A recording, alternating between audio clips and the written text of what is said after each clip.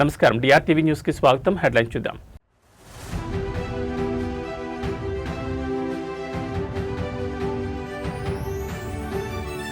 మార్కాపురంలో ఘోర అగ్ని ప్రమాదం. బస్సు టిప్పర్ ఢీకొని 13 మంది సజీవ దహనం.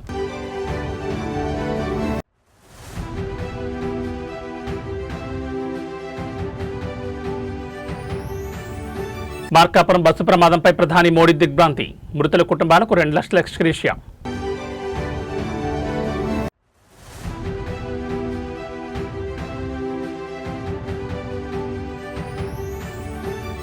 రాష్ట్రానికి 2.19 లక్షల కోట్ల పెట్టుబడులు. దావోస్ పర్యటనపై సభలో మంత్రి శ్రీధర్ బాబు.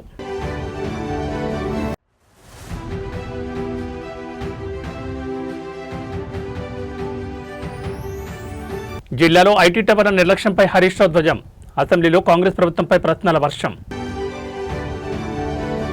ఇక వివరాలు చూస్తే ఆంధ్రప్రదేశ్లోని మార్కాపురం జిల్లాలో ఈరోజు తెల్లవారుజామున ఘోర రోడ్డు ప్రమాదం జరిగింది. ఈ ప్రమాదంలో 13 మంది ప్రయాణికులు సజీవ దహనమయ్యారు. రాయవరం సమీపంలోని క్వారీల వద్ద Harikrishna private travels bus tipper ఎదురెదురుగా ఢీకొనడంతో ఈ భారీ ప్రమాదం సంభవించింది. ఈ క్రమంలో 2 వాహనాల్లోనూ ఒక్కసారిగా మంటలు చెలరేగడంతో బస్సులో ప్రయాణిస్తున్న 13 మంది ప్రయాణికులు బయటకు రాలేక సజీవ దహనమయ్యారు. హైదరాబాద్ నుంచి ప్రకాశం జిల్లా పామూరు వైపు వెళ్తున్న Harikrishna private travels bus Rayavaram క్వారీల వద్ద వేగంగా వస్తున్న టిప్పర్ను బలంగా ఢీకొట్టింది. ఈ ప్రమాదంలో టిప్పర్ డీజిల్ ట్యాంక్ పగిలిపోవడంతో క్షణాల్లోనే మంటలు 2 వాహనాలకు వ్యాపించాయి. మంటల తీవ్రత ఎక్కువగా ఉండడంతో ప్రయాణికులు తమ సీట్ల నుంచి లేచి బయటకొచ్చే లోపే బస్సు పూర్తిగా అగ్నికి ఆహుతైపోయింది. ప్రమాద సమయంలో బస్సులో సుమారు 40 మంది ప్రయాణికులు ఉన్నట్లు సమాచారం. గాఢ నిద్రలో ఉన్న ప్రయాణికులు ఒక్కసారిగా జరిగిన ప్రమాదంతో ఉలిక్కిపడ్డారు. కొందరు కిటికీలు పగలగొట్టుకుని ప్రాణాలతో బయటపడగా లోపల చిక్కుకుపోయిన 10 మంది అక్కడికక్కడే మరణించారు. తీవ్రంగా గాయపడిన 12 మందిలో మరికొందరి పరిస్థితి విషమంగా ఉందని, మృతుల సంఖ్య ఇంకా పెరిగే అవకాశం ఉందని అధికారులు చెబుతున్నారు. సమాచారం అందుకున్న వెంటనే పోలీసులు, అగ్నిమాపక సిబ్బంది ఘటనా స్థలాన్ని చేరుకుని మంటలను అదుపు చేశారు. క్షతగాతులను చికిత్స నిమిత్తం సమీపంలోని మార్కాపురం ప్రభుత్వ ఆసుపత్రికి తరలించారు. మృతదేహాలు పూర్తిగా గుర్తుపట్టలేనంతగా కాలిపోవడంతో వారిని గుర్తించడం పోలీసులకు సవాల్గా మారింది.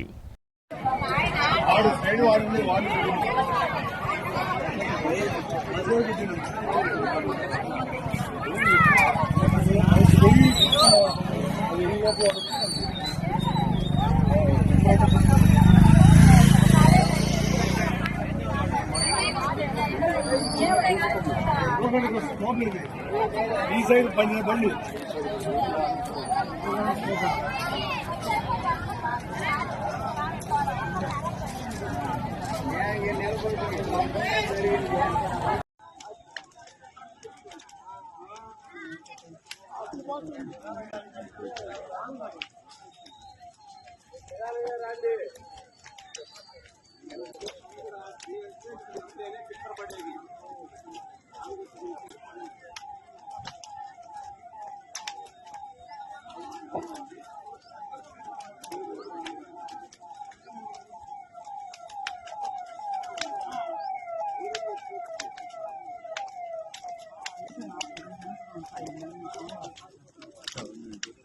ఆంధ్రప్రదేశ్లోని మార్కాపురం జిల్లాలో జరిగిన ఘోర బస్సు ప్రమాదంలో 13 మంది ప్రాణాలు కోల్పోగా మరో 27 మందికి గాయాలయ్యాయి.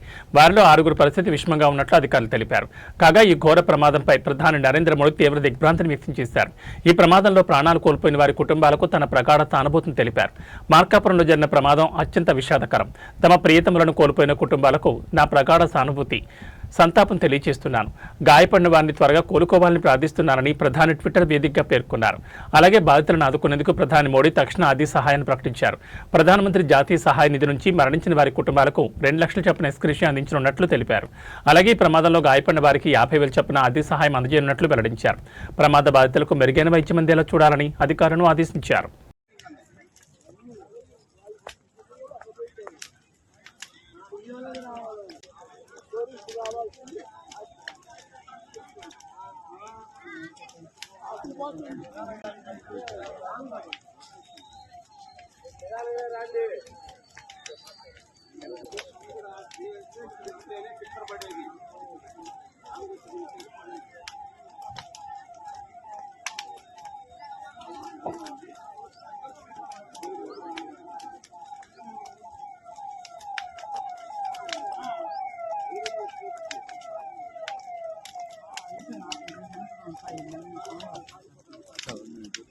మార్కాపురం జిల్లా రాయవరం మధ్య జరిగిన ఘోర రోడ్డు ప్రమాదంపై ముఖ్యమంత్రి చంద్రబాబు తీవ్ర దిగ్భ్రాంతిని వ్యక్తం చేశారు.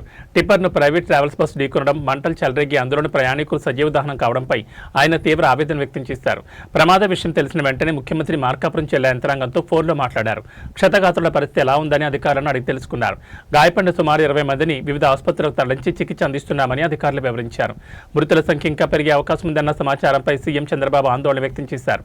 ప్రమాదానికి గల కారణాలపై తక్షణమే దర్యాప్తు జరిపి పూర్తి నివేదిక అందజేయాలని జిల్లా పోలీసు యంత్రాంగాన్ని ముఖ్యమంత్రి ఆదేశించారు. బాధితులకు మెరుగైన వైద్యం అందేలా చూడాలని, మృతుల కుటుంబాలకు అండగా ఉండాలని అధికారులకు సూచించారు.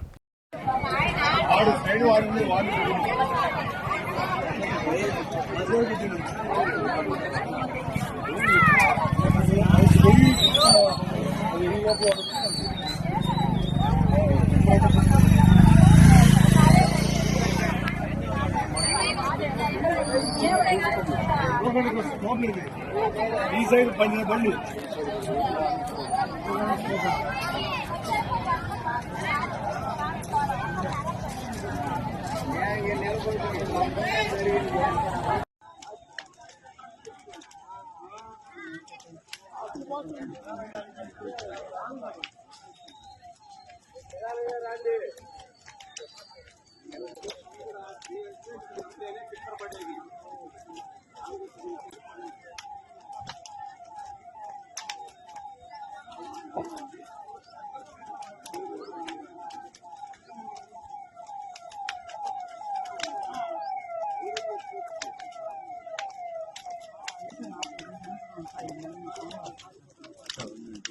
మార్కాపురం బస్సు ప్రమాద ఘటనపై సీఎం రేవంత్ రెడ్డి తీవ్ర విచారం వ్యక్తం చేశారు. 13 మంది ప్రయాణికులు సజీవ దహనం అవ్వడం, కొందరు తీవ్రంగా గాయపడడం పట్ల షాకు గురయ్యారు. ఈ సందర్భంగా ఆయన మృతుల కుటుంబాలకు సానుభూతిని తెలిపారు. ప్రమాదంలో తీవ్రంగా గాయపడిన వారు త్వరగా కోలుకోవాలని ఆకాంక్షించారు. బస్సు తెలంగాణలోని నిర్మల్ నుంచి నెల్లూరు వైపు వెళ్తున్న నేపథ్యంలో ప్రమాదంలో మృతి చెందిన క్షతగాత్రుల వివరాలను ఏపీసీఎస్ నుంచి తెలుసుకోవాలని సీఎస్ రామకృష్ణారావును ఆదేశించారు. గాయపడిన వారికి మెరుగైన వైద్యం అందించాలని సీఎం రేవంత్ రెడ్డి ఏపీ ప్రభుత్వానికి విజ్ఞప్తి చేశారు.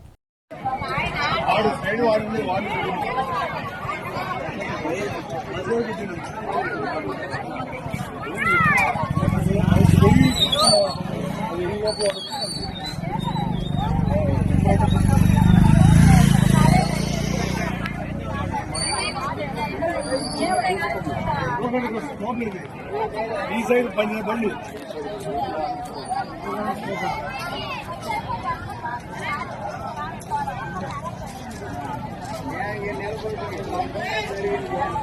ప్రకాశం జిల్లా మార్కాపురం సమీపంలో జరిగిన రోడ్డు ప్రమాదంపై రాష్ట్ర ఐటీ విద్యాశాఖ మంత్రి నారా లోకేష్ తీవ్ర దిగ్భ్రాంతిని వ్యక్తం చేశారు. రాయవరం వద్ద టిప్పర్ ప్రైవేట్ బస్ ఢీకొన్న ఘటనలో పలువురు ప్రయాణికులు సజీవ దహనం కావడం తనను తీవ్రంగా కలిచివేసిందని ఆయన ఆవేదన వ్యక్తం చేశారు.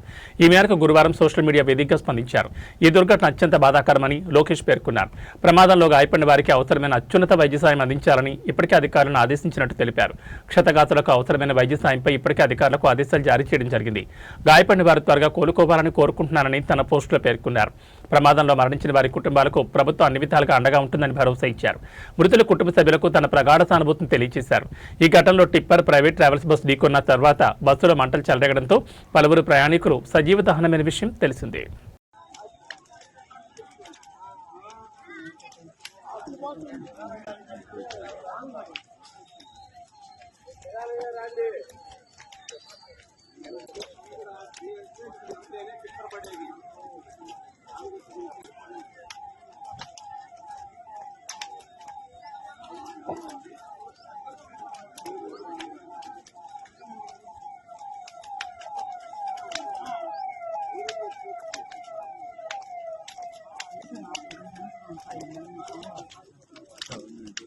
రోడ్డు ప్రమాదాలు జరిగినప్పుడు క్షణాల్లో స్పందించి ప్రాణాలు కాపాడాల్సిన అత్యవసర సేవలు నిమ్మకు నీరెత్తినట్లు వ్యవహరిస్తే ఎంతటి అనర్థం జరుగుతుందో చెప్పడానికి మార్కాపురంలో జరిగిన బస్సు ప్రమాదమే నిదర్శనంగా కనిపిస్తోంది. ప్రమాదం జరిగిన సమయంలో సహాయం కోసం ఆర్తనాదాలు చేసినా ప్రభుత్వ యంత్రాంగం నుంచి సరైన స్పందన లేకపోవడంపై బాధితులు తీవ్ర ఆగ్రహం వ్యక్తం చేస్తున్నారు. మార్కాపురం ఎమ్మెల్యే కందులు నారాయణ ప్రమాద బాధితులను పరామర్శించిన సందర్భంగా విస్తుపోయే నిజాలు వెలుగులోకి వచ్చాయి. ప్రమాదం జరిగిన వెంటనే పోలీసులకు సమాచారం ఇచ్చేందుకు 100 నెంబర్కి ఎన్నిసార్లు ఫోన్ చేసినా కలవలేదని బాధితులు వాపోయారు. ఇక అత్యవసర వైద్యం కోసం 108కి ఏకంగా 20 సార్లు ఫోన్ చేసిన తర్వాత కానీ సిబ్బంది స్పందించలేదని ఆవేదన వ్యక్తం చేశారు. తీరా వారు ఫోన్ ఎత్తే సమయానికి బస్సు పూర్తిగా దహనమైపోయిందని, ప్రాణాపాయ స్థితిలో ఉన్న తమకు సకాలంలో సాయం అందలేదని ఎమ్మెల్యే ఎదుట బాధితులు కన్నీటి పర్యంతమయ్యారు.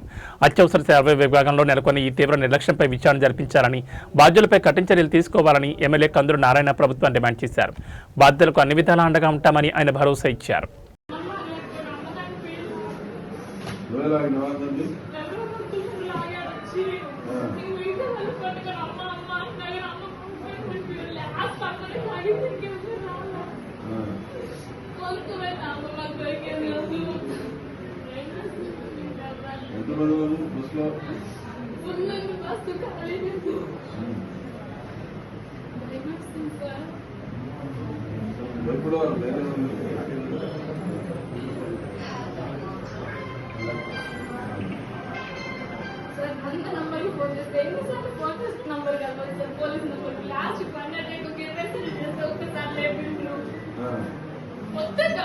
చేవెళ్ల మాజీ పార్లమెంట్ సభ్యులు గడ్డం రంజిత్ రెడ్డి గారి కుటుంబంలో విషాదం నెలకొంది. ఇటీవల రంజిత్ రెడ్డి మాతృమూర్తి పరంపదించడంతో వారిని పరామర్శించేందుకు బీఆర్ఎస్ వర్కింగ్ ప్రెసిడెంట్ కేటీఆర్ వారి నివాసానికి చేరుకున్నారు. తన తల్లిని కోల్పోయి పుట్టడి దుఃఖంలో ఉన్న రంజిత్ రెడ్డిని మరియు వారి కుటుంబ సభ్యులను కేటీఆర్ పరామర్శించారు. వారి నివాసానికి వెళ్లి రంజిత్ రెడ్డి తల్లి చిత్రపటానికి నివాళులర్పించిన అనంతరం కుటుంబ సభ్యులతో మాట్లాడి తన ప్రగాఢ సానుభూతిని వ్యక్తం చేశారు. తల్లి మరణం అనేది ఎవరూ పూడ్చలేని లోటని, ఈ క్లిష్ట సమయంలో రంజిత్ రెడ్డి కుటుంబానికి భగవంతుడు ధైర్యాన్ని ప్రసాదించారని ఆయన ఆకాంక్షించారు. ఈ పరామర్శ కార్యక్రమంలో కేటీఆర్తో పాటు పలువురు పార్టీ ముఖ్య నేతలు, స్థానిక ప్రజాప్రతినిధులు కూడా పాల్గొని రంజిత్ రెడ్డికి తమ సానుభూతిని తెలియజేశారు.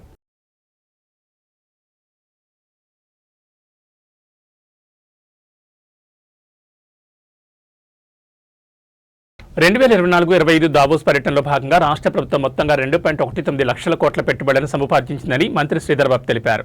ఇవాళ సభలో దావోస్ పర్యటనలో భాగంగా రాష్ట్రానికి వచ్చిన పెట్టుబడులపై బీజేపీ సభ్యులు అడిగిన ప్రశ్నలకు ఆయన సమాధానం చెప్పారు.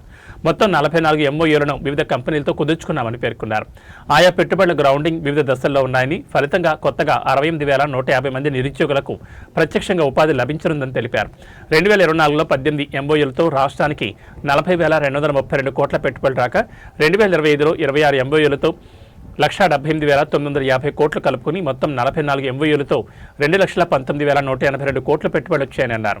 అయితే దావోస్ పర్యటనలో భాగంగా 81,800 కోట్లు పెట్టుబడి పెట్టేందుకు ఎంఓయూలు కుదుర్చుకున్న 6 కంపెనీలకు ఇప్పటికే భూములు కేటాయించామని చెప్పారు. ఈ ప్రక్రియ ద్వారా ప్రభుత్వానికి 1,540 కోట్ల ఆదాయం సమకూరిందని వెల్లడించారు. ఇక నిజామాబాద్ ఐటీ టవర్ మొత్తం 681 సీట్ల సామర్థ్యం ఉందని, ప్రస్తుతం అక్కడ 11 కంపెనీలు 276 మంది ఉద్యోగులతో కార్యకలాపాలు నిర్వహిస్తున్నాయని మంత్రి శ్రీధర్ బాబు సభలో ప్రస్తావించారు. పెట్టుబడులు వచ్చినాయి. ఎంఓయూలు అంటే sir memorandum of understanding, this base agreement అధ్యక్ష. దాని తదుపరి డ్యూ డెలిజెన్స్ చేస్తారు ఇటు మా ఇండస్ట్రీ డిపార్ట్మెంట్. డ్యూ డెలిజెన్స్ ఏంది? వారు సబ్మిట్ చేసిన డిపిఆర్, వారు సబ్మిట్ చేసినాక డిపిఆర్కు సంబంధించి వారికి ఉన్న అనుభవాలను దృష్టిలో పెట్టుకొని, లేకుంటే వారు ఫైనాన్షియల్గా ఎంత స్ట్రాంగ్ ఉన్నారో చూసి నెక్స్ట్ స్టెప్ తీసుకోవడం జరుగుతుంది. ఎంఓయూలు చేస్తూ ఉంటే ఈ పోటీ ప్రపంచంలో నేను నేరుగా ఈరోజు మా పాయల్ శంకర్ గారికి, అదే కూడా వెంకటరమణారెడ్డి గారితో ప్రత్యేకంగా నాకు జరిగిన సంభాషణ చెప్తా ఉన్నాను. గౌరవ మహారాష్ట్ర ముఖ్యమంత్రి గారితో నేను నేరుగా అడిగిన, మీకు పెట్టుబడులు వస్తూ ఉన్నాయి 6 లక్షలు 7 లక్షలు సార్, గత సంవత్సరం మీరు 7 లక్షలని డిక్లేర్ చేశారు, ఎంత మీరు గ్రౌండ్ చేస్తున్నారని అడిగాను. This is my discussion with honourable chief minister of Maharashtra. మేము 30% గ్రౌండ్ చేస్తాము, 30 to 35% గ్రౌండ్ చేస్తే అదే సక్సెస్ మాకు అని చెప్పడం జరిగింది. అంటే వారిని 65% ఎందుకు చేస్తలేరు, ఏ విధంగా చేస్తలేరు అడతలేను. They are so many practical issues will be involved after MoUs. ఆ ప్రాక్టికల్ ఇష్యూలో ఒకటి చెప్తా ఉన్నాను అధ్యక్ష, వారి కంపెనీకి సంబంధించి ఈరోజు అనుకునేది వారి కంపెనీకి సంబంధించిన ఫైనాన్షియల్ క్లోజర్ రాకపోవచ్చు, వారి కంపెనీకి సంబంధించి ఇన్వెస్ట్మెంట్ పరంగా లోన్ అసిస్టెన్స్ రాకపోవచ్చు, వారి పార్ట్నర్స్లో కొన్ని ఇబ్బందులు రావచ్చు. ఈరోజు మేము తీసుకోవాల్సిన డ్యూ డెలిజెన్స్ ఏముంటుంది? మా అధికారులు మేము ఈరోజు వచ్చే ఎంఓయూ చేసిన వారు కరెక్ట్గా ఉన్నారా, వారి డిపిఆర్ కరెక్ట్ ఉందా, వారి ఫైనాన్షియల్ స్టాండింగ్ కరెక్ట్ ఉందా, సరి అయిన సమయంలో వారి ఫైనాన్షియల్ క్లోజర్ అయిందా అన్ని చేసిన తర్వాత we will make next step. ఈరోజు చెప్పిన వాస్తవాలే. ఆ రోజు పత్రికలు రాసినంత మాత్రాన ఏ పత్రిక రాస్తే ఆ పత్రిక వారిని కోరండి, అడగండి. ప్రభుత్వ పరంగా వచ్చిన ప్రకటనని ఆ ప్రకటన మేరకు నేను జవాబు చెప్తాను తప్ప పత్రికల్లో వచ్చిన దాన్ని ఆధారంగా చేసుకొని పోయే కార్యాచరణ తీసుకోను. ఈరోజు నేను చెప్తా ఉన్నా, గత బీఆర్ఎస్ ప్రభుత్వంలో హైదరాబాద్లోనే కాకుండా జిల్లాలో కూడా ఐటీని విస్తరించాలని జిల్లాలో ఐటీ టవర్ నిర్మించింది. కానీ కాంగ్రెస్ ప్రభుత్వం ఆ ఐటీ టవర్లను నిర్లక్ష్యం చేస్తోందని మాజీ మంత్రి బీఆర్ఎస్ ఎమ్మెల్యే హరీష్ రావు అన్నారు. ఈ సందర్భంగా శాసనసభలో మాట్లాడుతూ కాంగ్రెస్ విధానాల వల్ల చాలా కంపెనీలు వెళ్లిపోతున్నాయని ఆవేదన వ్యక్తం చేశారు. సిద్దిపేటలో ఐటీ టవర్లో కూడా గతంలో 18 కంపెనీలు పనిచేస్తుంటే ఇప్పుడు 11 కంపెనీలు మాత్రమే పనిచేస్తున్నాయని పేర్కొన్నారు. కనీసం ఇంటర్నెట్ బిల్ కట్టకపోవడం వల్ల ఇంటర్నెట్ కూడా కట్ చేశారు. ఐటీ టవర్లో పనిచేసే అవుట్సోర్సింగ్ ఉద్యోగులకు కూడా 4 నెలల నుంచి జీతాలు ఇవ్వలేదన్నారు. అలాగే గతంలో వాళ్లకు 3 ఏళ్లు ఫ్రీ రెంటల్ ఫెసిలిటీ కల్పించాం. ఇప్పుడు కూడా వాళ్ళకు మరో 3 ఏళ్లు ఫ్రీ రెంటల్ ఫెసిలిటీ కొనసాగించాలని కోరారు. స్పీకర్ సార్,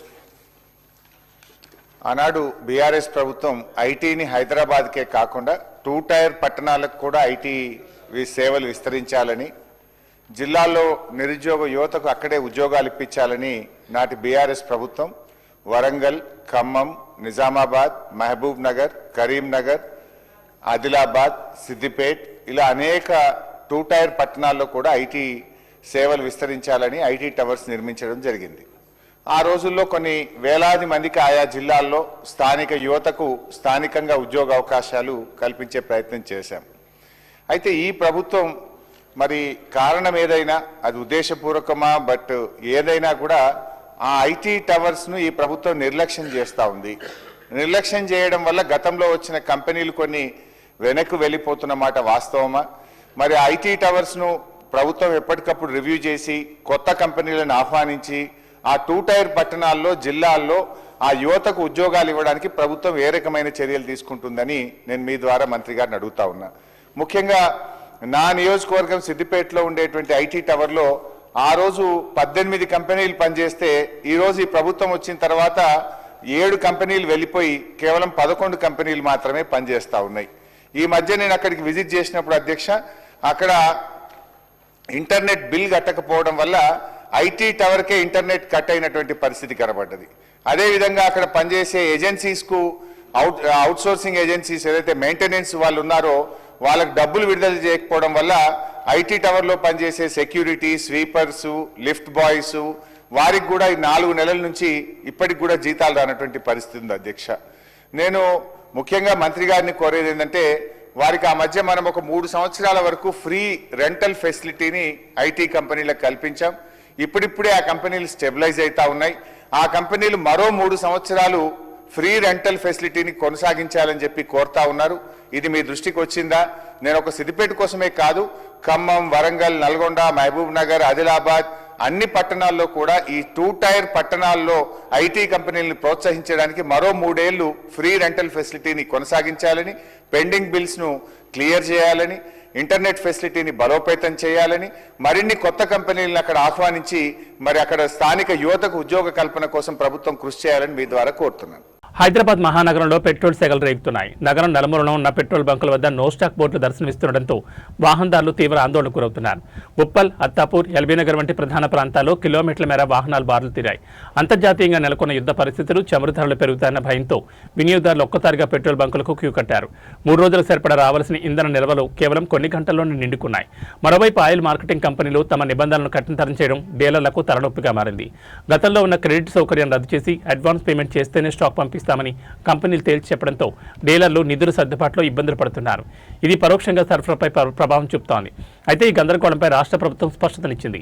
తెలంగాణ రాష్ట్రంలో రాబోయే 60 రోజులకు సరిపడా పెట్రోల్, డీజిల్ నిల్వలు ఉన్నాయని, ఎవరు భయాందోళనతో స్టాక్ చేయాల్సిన అవసరం లేదని ప్రభుత్వం విజ్ఞప్తి చేసింది. సరఫరాను త్వరలోనే సాధారణ స్థితికి తీసుకొస్తామని భరోసా ఇచ్చింది.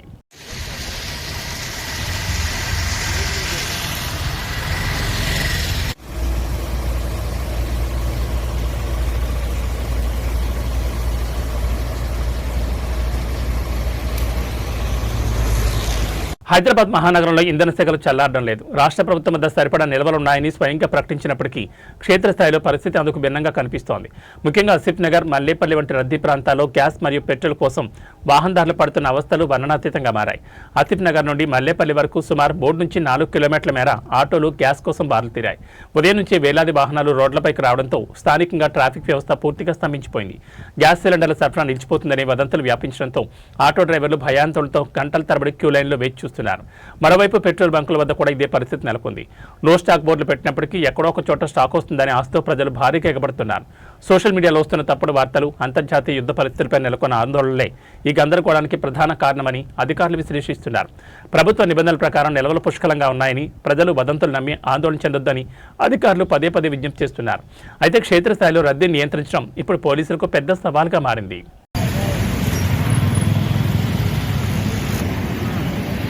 हमारा उस्ताद कौन है मालूम ना।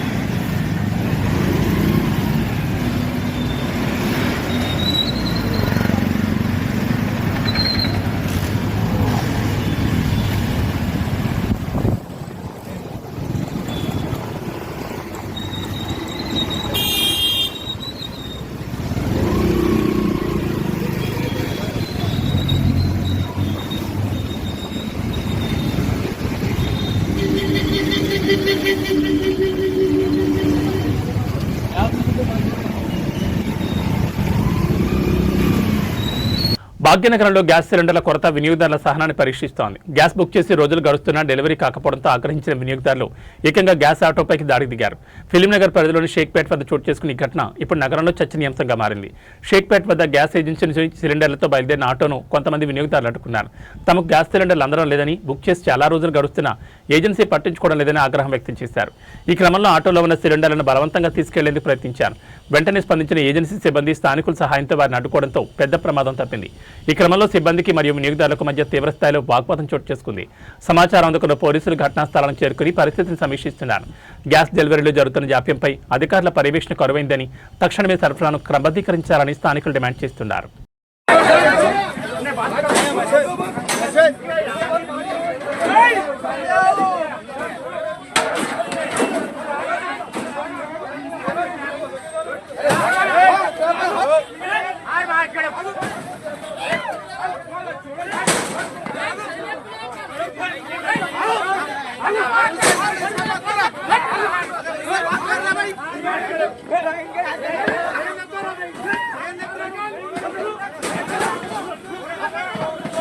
ఇవి బులెటిన్ విశేషాలు. మరో బులెటిన్లో మళ్ళీ కలుసుకుందాం. నమస్కారం.